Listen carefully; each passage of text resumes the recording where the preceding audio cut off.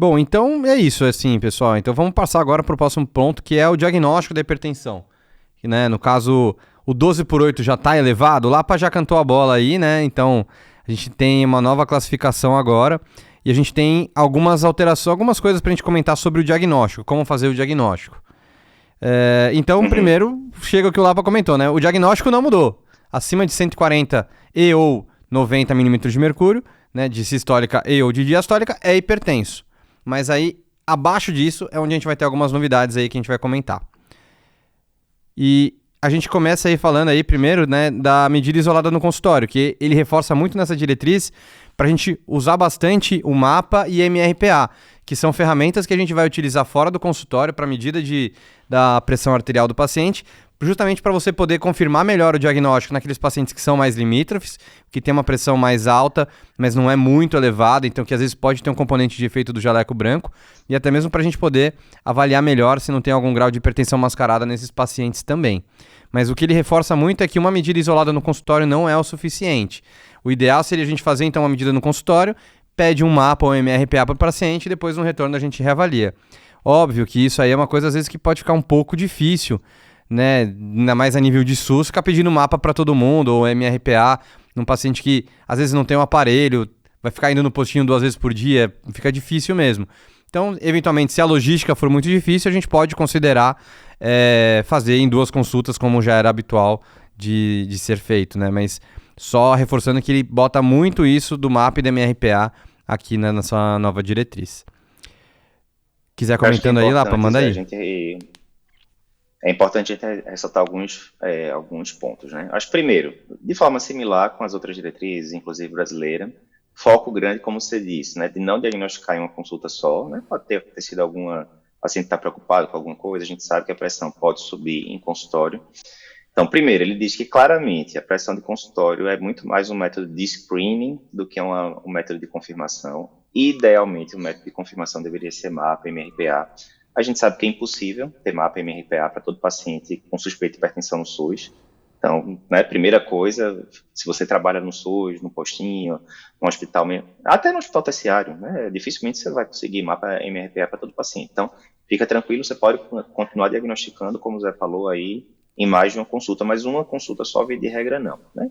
Tirando os excepcionais, o paciente chegou, está lá com níveis claramente alterados, você pega aquele eletrobaita, sobrecarga do ventrículo esquerdo, tá? Enfim, né? Aí dificilmente não será hipertenso. O primeiro ponto é esse. Segundo, quando você atende o paciente a primeira vez na consulta, é muito comum o pessoal medir a pressão uma vez só, ou 2, e acabou, né? Em teoria, e não é só pela diretriz europeia, por todas as diretrizes, na primeira consulta você deveria medir em um braço 3 vezes, pelo menos, separados de 1 minuto cada uma, e para o outro braço medir 3 vezes, ou seja, 6 medidas no total. A maioria das pessoas não faz isso, mas é importante saber o certo, né? E você vai ficar medindo daqui para frente onde a pressão, entre os 2 braços, onde a pressão deu maior. Né? Então, resumindo, deu 140 por 90 no braço esquerdo, deu 132 por 80 e pouco no braço direito, você vai ficar medindo no braço esquerdo. Se tiver uma diferença maior do que 10 milímetros entre os braços, você tem que pensar em coisas patológicas, inclusive obstrução vascular, coisas do tipo. Medir 3 vezes no braço esquerdo, que seja nas consultas subsequentes. O que é que ele recomenda? Você vai pegar as últimas 2 medidas, descarta a primeira, pega as últimas 2 medidas e faz uma média das 2. Né? Então, só lembrando coisas básicas. Isso aí não mudou muito, né? Isso tudo, mas só lembrando porque o básico precisa ser dito ali para não ter bronca. Mas beleza. Feijão com arroz. Ambiente ideal. Feijão com arroz.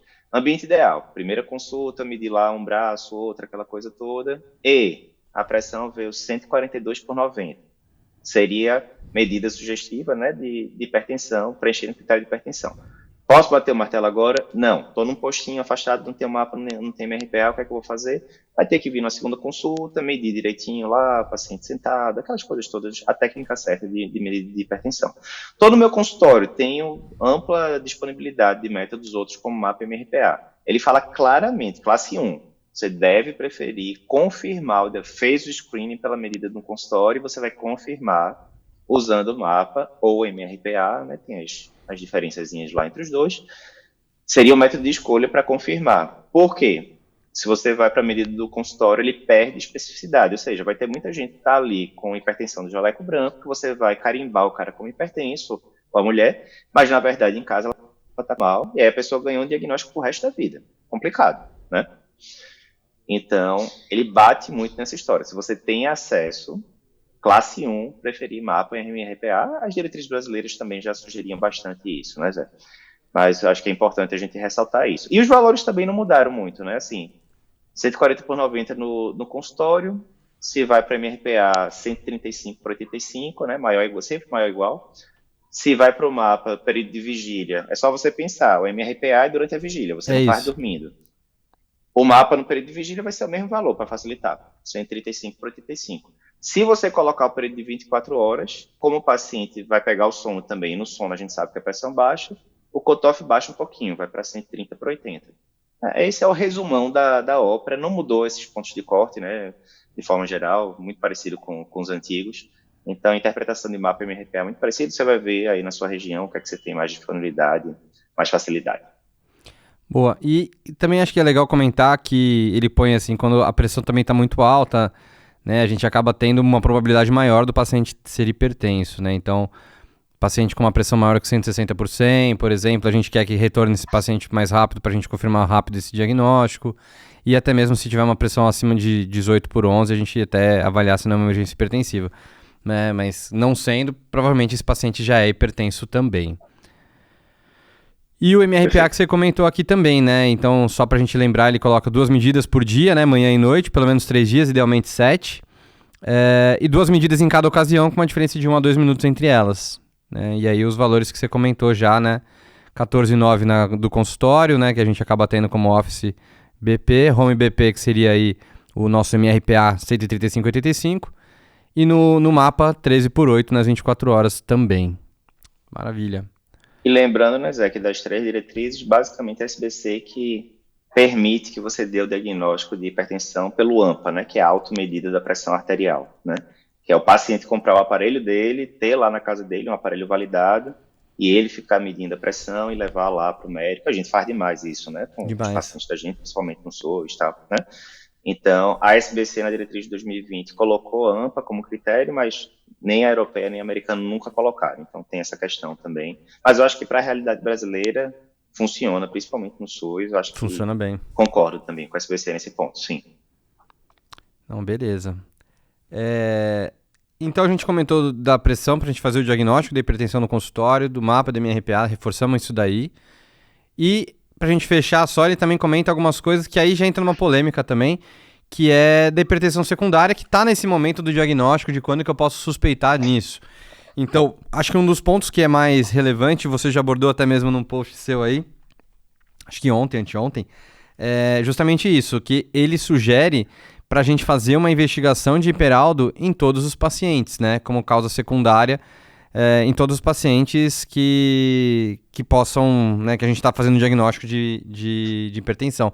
E aí ele joga, né, uns dados que mais ou menos 10 a 15% dos pacientes hipertensos podem ter hiperaldo secundário, né, hiperaldo primário, perdão. E aí a gente acaba podendo comer bola nesses casos. Isso já é meio polêmico, né, você generalizar uma recomendação dessa, né, a nível populacional, investigar hiperaldo para todo mundo, até porque nem só o custo, mas eventualmente para quem já investigou sabe, tem que ter um protocolo de suspender certas medicações determinado tempo antes da dosagem de renina e atividade de aldosterona. Então é um negócio meio trabalhoso, ainda mais se o paciente ele é muito hipertenso. O que você acha disso, Lapa? Só do hiperaldo, depois a gente comenta das outras causas secundárias aí. Achei questionável também, eu acho que é inviável para a realidade brasileira, né? E aí, mais uma vez, quando você faz a diretriz europeia, é uma bronca também, né? Porque você está fazendo para inúmeros países totalmente diferentes, né? Imagina aí, a Alemanha é totalmente diferente de Portugal, que, enfim, né? Também não é fácil, não.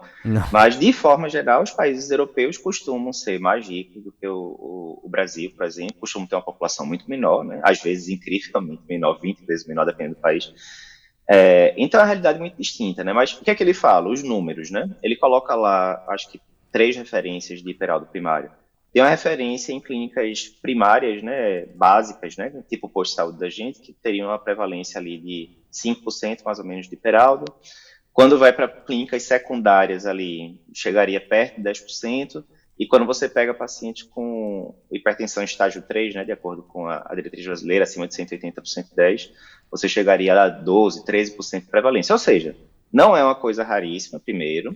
E segundo, provavelmente muita gente que está escutando aqui o podcast nunca deu um diagnóstico sequer de hiperaldo primário. Aí também é aquela história, a gente fica meio que nos extremos, né?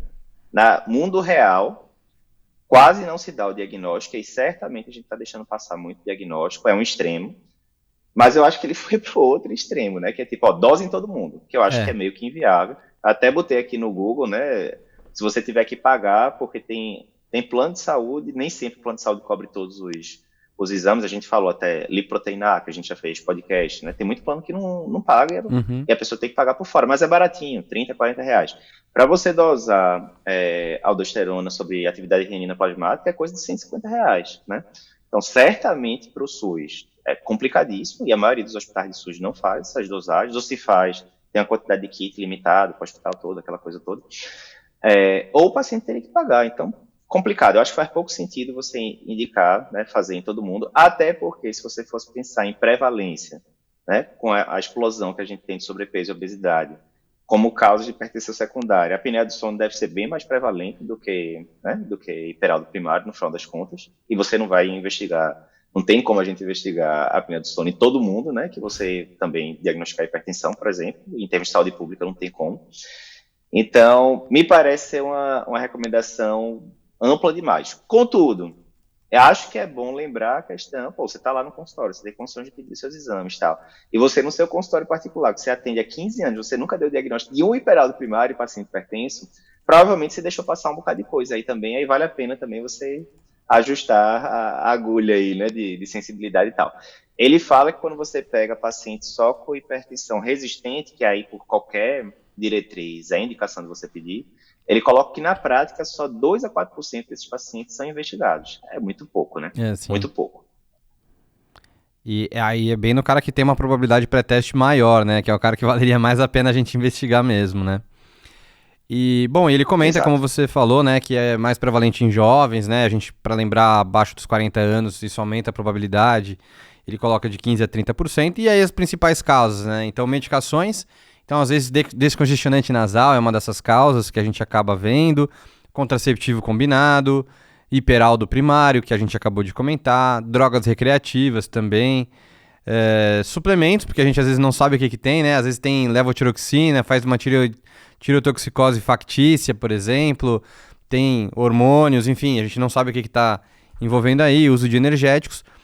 De contraceptivo, ele comenta até que a combinação de estrogênio com progesterona não deve ser usada em pacientes hipertensos se não tiver outra alternativa. Sugere progestina, né, que seria como uma mini pílula também. Ele cita também displasia fibromuscular, se for uma mulher jovem também, que é aquela causa de hipertensão renovascular que acaba afetando geralmente bilateralmente, mas no segmento médio para distal das artérias renais. Entra no diagnóstico diferencial de aterosclerose gerando hipertensão renovascular. E o hiperaldo que a gente havia comentado também, além do jovem obeso, para investigar a apneia do sono também, que acaba tendo uma probabilidade maior. E é bem comum, assim, a gente pelo menos tem que se habituar a fazer esse roteiro de investigação, pelo menos de lembrar os red flags, né? O cara tem a sonolência diurna, o paciente que chega lá espontaneamente um potássio de 2,8, 3, né? É meio espontâneo, assim, é meio estranho disso. Tem que pensar que pode ser um hiperaldo, por exemplo, se tem algum estigma de acromegalia, por exemplo, Cushing, então lembrar desses outros fenótipos aí de hipertensão secundária para dar o trigger para você investigar isso daí. Acho que só um ponto, Zé, de hipertensão secundária primeiro. Eu fiz uma live 4 anos atrás, estava vendo agora aqui no YouTube, tem 55 mil visualizações, resumindo meio que a investigação toda de hipertensão secundária. Vale a pena, pessoal, assistir. E não mudou nada até agora, praticamente. Posso estar falando besteira, mas de cabeça não mudou nada. Não, de forma relevante não, de fato. E tem um podcast que eu gravei 1 ano e pouco atrás aqui no estúdio aqui de Recife, que tem umas 11 mil visualizações também. Então, vale a pena, porque, mais uma vez, hipertensão secundária, muito provavelmente quem está assistindo aqui a gente, mesmo que seja estudante no final do curso, já viu aí centenas, se não milhares de pacientes hipertensos, e aí pense, quantos diagnósticos você viu sendo feito de fel, de hiperaldo, de estenose arterial-renal. Essas doenças estão por aí, coartação. Eu lembro lá no HC, uns 4 anos atrás, eu lembro uma moça que chegou, também aquele quadro muito florido já, mas era uma moça de 20 anos, bem magrinha, fazia atividade física tudo certinho, não usava anticoncepcional, não usava nada lícito ou ilícito que pudesse aumentar a pressão, e estava lá com o mapa diagnosticado, hipertensão, tudo bonitinho e tal. E aí, obviamente, né, não, vamos pensar aqui em hipertensão secundária. Eu sempre começo a aprender com o Dr. Flávio Terassouchi, sempre começar o exame físico do paciente pegando o pulso membro inferior para não esquecer. Assim que pegou o pulso membro inferior, ausente. Né? O que é? Uma menina de 19 anos com hipertensão e com pulso ausente membro inferior. Obviamente era uma coartação, foi para intervenção, melhorou tal. Lembrando que metade dos casos de coartação terminam não melhorando, não ficam livres de hipertensão, porque você já deu o diagnóstico muito tardio. Esse daí não, esse aí ficou sem mesmo. Mas acho que um ponto para o pessoal que quer a revisão rápida é lembrar aquele mnemônico da gente do Ceará, né, das 5 letras. Né? Então, C de coartação, E de endocrinopatias, falo daqui a pouco, são 7, né? A de apneia do sono, R de rim, aí você tem que lembrar tanto de nefropatia paraquimatosa quanto de estenose arterial-renal, e o A de anticoncepcionais e outras medicações. Não podemos esquecer dos usos aí de andrógenos, etc., nessa época, infelizmente, de chip da beleza e essas coisas sem evidência científica, porque tem sido muito comum a gente ver paciente chegando, colocou esses chips aí que estão hipertensos, agora secundários, por causa das medicações que foram colocadas, que às vezes o paciente não sabe nem o que é, para piorar. Mas, então, lembrar dessas 5 classes, e de endocrinopatia, lembrar 2 cabeça, 3 pescoço, 2 barriga, né, que é cabeça, Cushing, acromegalia, pescoço, hipotireoidismo e hiperparatireoidismo, e barriga, hiperaldo primário e fel, né. Então, primeira coisa, para você dar diagnóstico de alguma coisa de hipertensão secundária, é você lembrar que existe, né? E aí, o que ele fala aí, como você estava dizendo? O hiperaldo para todo mundo, me parece exagero, mas pela diretriz, a heurística seria essa. Diagnostiquei hipertensão, investiguei hiperaldo primário, vejo por ressalvas isso. Segundo ponto que ele fala é, em pacientes jovens, abaixo de 40 anos, gostei porque eu estou com 41 agora, eu estou quase jovem, abaixo de 40 anos, ele fala para você sempre investigar hipertensão secundária, também, que pelas diretrizes antigas era paciente mais jovem mesmo, 30 anos, algumas até colocavam 20. Agora ele coloca que se você diagnosticou abaixo de 40 anos, você deveria investigar, dar um geralzão ali de hipertensão secundária. Então, acho que são pontos relevantes para levantar, e principalmente nessa época de sobrepeso e obesidade. Se você pegou um paciente jovem com sobrepeso e obesidade, a primeira coisa que você veria seria a apneia do sono, realmente, né, nessa situação. Boa. Você comentou que é 2 na cabeça, 3 no pescoço e 2 no abdômen, né? 2 no abdômen. Dá para colocar 3, que ainda tem renovascular. Você comentou de fel? Renovascular, porque renovascular não é endócrino, né? Esses 7 aí não, são justo, as endocrinopatias. Justo. O renovascular entra ali no R de rim, né? Que entra tanto nefropatia paraquimatosa, DRC de forma geral, quanto a parte vascular, né? Boa. Bom, eu ia comentar isso também, né? Já peguei casos do consultório, assim, então, no consultório a paciente estava com a pressão elevada, medi várias vezes, acabou que nesse dia eu só tinha medido em um braço só, e aí quando ela foi fazer o mapa, ela fez no outro braço. E aí, no fim, ela tinha uma estenose de subclávia, e aí acabou dando diferente da pressão no consultório, enfim, aí teve que refazer o mapa de novo. Então, lembrar de sempre medir a pressão nos 2 membros também, pra gente não comer essa bola aí. E também já peguei casos que estavam na fila de transplante por uma minhoca hipertensiva, e no fim, era um paciente que tinha também um problema, uma coartação de aorta, e foi comida de bola ao longo de várias décadas aí. Então, pequenas ações que fazem diferença no futuro. Bom, e às vezes tem um caso interessante que eu até acompanhei muitos anos com Patrícia, minha esposa, do Endocrino Papers, né, no consultório, e que era uma paciente que tinha fel e estenose arterial-renal no mesmo caso. Nossa. É um paciente que era hipertensa há muitos anos, mas aí de repente, do nada, a coisa degringolou totalmente. Era uma hipertensão tranquila ali, bem controlada, com 2 antihipertensivos, e começou a fazer 170, 180 de sistólica do nada, né?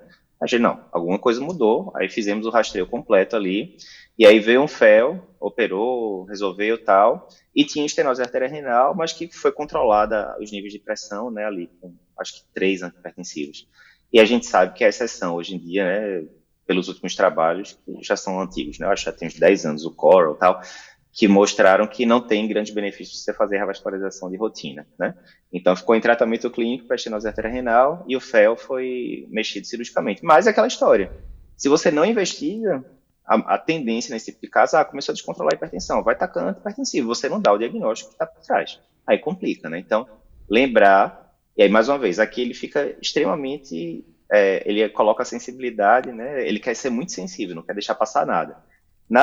Essa parte de investigação de hipertensão secundária seguiria mais o que a brasileira fala mesmo, né? Então você vai ali de forma mais parcimoniosa, principalmente paciente que está com hipertensão resistente, ou que tem algum red flag ali, né? Como você já comentou alguns ali, tem algum estigma de endocrinopatia ou coisa do tipo, e aí você vai em investigações mais pontuais, porque se for atirar para todos os lados, em todo paciente hipertenso, complica também.